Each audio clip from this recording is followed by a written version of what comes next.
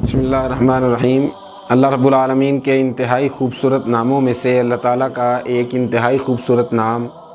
العلی الاعلی متعال، اللہ تعالیٰ بہت بلندی والے ہیں۔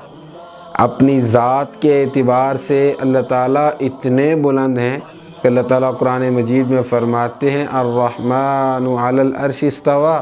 رحمان عرش پر مستوی ہے۔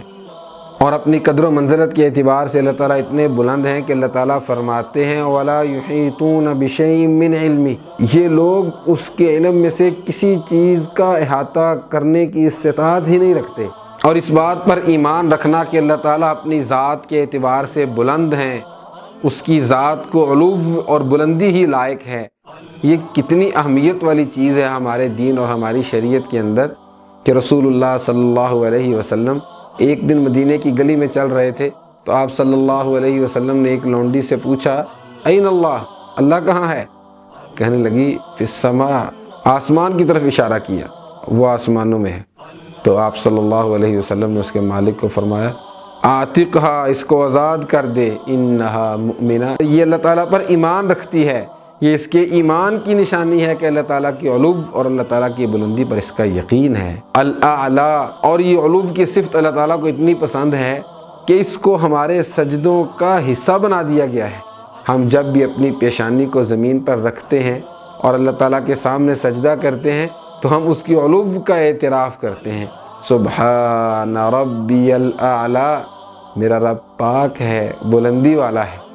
اور اللہ تعالیٰ قرآن مجید میں اپنا یہ نام بھی ذکر فرماتے ہیں کہ وہ متعال ہے۔ اللہ تعالیٰ فرماتے ہیں عالم الغیب والشہادۃ الکبیر المتعال، بلندی والا ہے، ہر قسم کے نقائص اور ہر قسم کی کمی سے وہ بہت بلند ہے، اور جتنے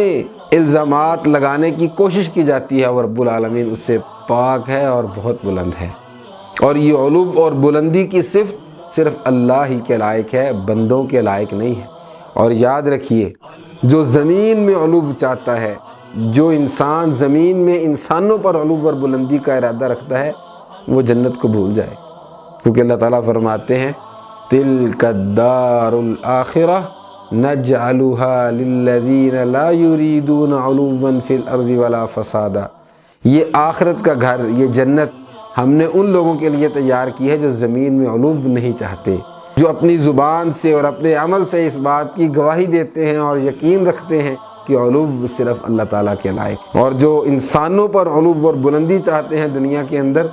اللہ تعالیٰ فرماتے ہیں یہ جنت اور یہ آخرت کی کامیابیاں ان کے لیے نہیں ہیں۔ اللہ تعالیٰ